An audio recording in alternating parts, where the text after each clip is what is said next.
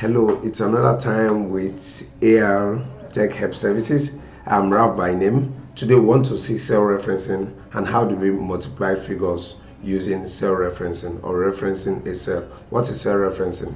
Is referencing a cell, identifying a cell, or locking a cell so that at all points figures can be used to multiply with that cell. Now what do I mean? This is sales report. We made sales in USD and there's an exchange rate of 1000. To get the naira equivalent, all we need to do this multiply 1000 multiplied by $79 will give us the naira equivalent. That's $97.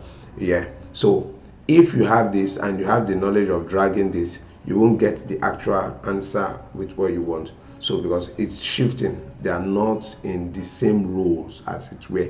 So what we needed to do here is to reference the cell. What do I mean by referencing the cell? All we need to do is to redo the whole of this. Now all we need to do equal to, you click on 1000, then you press down your F4 key. You can see the dollar sign before the D and dollar sign before the row 2 of that cell is being locked.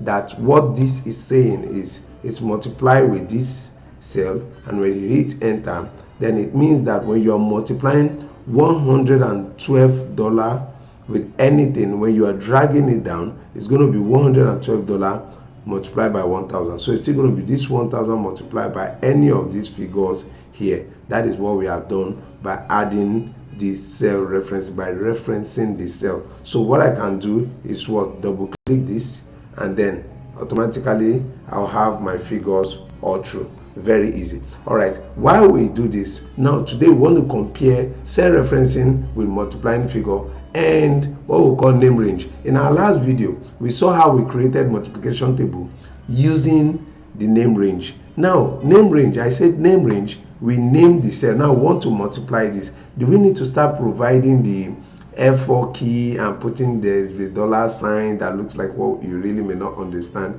So what do we do here? For name range, we can name this. All we do is we name this exchange rate. We can call it S rate. Let me name it S rate. S rate. I hit enter. Now I could name this, the whole of this, call it, come here. So how do you name a cell? You highlight the range, and this is USD amounts MAT, USD MAT.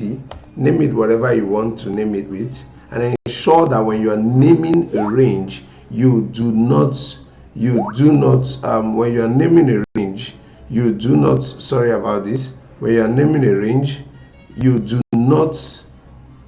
not provide a space in between. So there is no room for spacing in between. So this is what happens on this part. Now having named this and having named this, all I needed to do to multiply is simply hit on my equal to sign, and then I bring up the name. So what did I name this with? I named it with rate, right? Rate. Was it rate? S rate. Okay, this is it. S rate. Now I pick this S rate tab, multiply by S rate, multiply by, what did I name this? USD amount.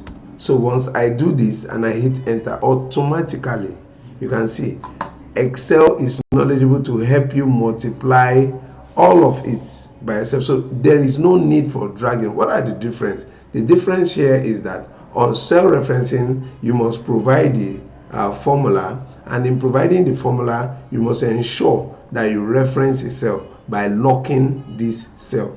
On this name range, you are not locking any cell, rather you are naming both cells and then calling those cells to multiply themselves. And in self-referencing, it happened that we dragged, after we were able to identify the first answer, we drag down using our fill handle or double click to get the answers multiplication for other data sets. But what happened here is automatically, immediately you completed the formula by saying that equal to the name range multiplied by this name range it provides you the answer all below. And what can we do here?